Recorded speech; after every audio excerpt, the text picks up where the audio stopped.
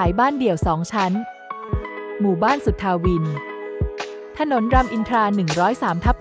103/1 ตัวโครงการติดสถานีรถไฟฟ้าสถานีนพรัตน์อยู่ริมถนนรามอินทรากม. 10 ฝั่งขาออกหน้าทางเข้าหมู่บ้านแขวงคันนายาวเขตคันนายาวกรุงเทพมหานครเนื้อที่ 150 ตารางวาพื้นที่ใช้สอย 400 ตารางเมตร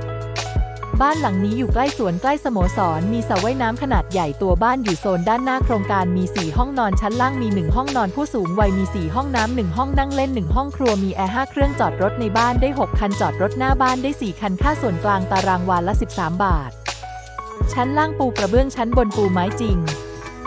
มีสวนหน้าบ้านร่มรื่นร่มเย็นติดถนนเมนกว้างหน้าอยู่มีรปภ.ดูแลความปลอดภัยอย่างเข้มงวด 24 ชั่วโมงทำเลดีเพื่อนบ้านดีสวยงามหรูหรามีระดับสิ่งแวดล้อมดีสะอาดสะอ้านเดินทางสะดวกใกล้ห้างแฟชั่นไอแลนด์ใกล้อามารินีคอมมูนิตี้มอลล์ใกล้โรงพยาบาลสินแพทย์ดูรายละเอียดทรัพย์สินได้ที่ลิงก์ www.ggpproperty.com line@ggp824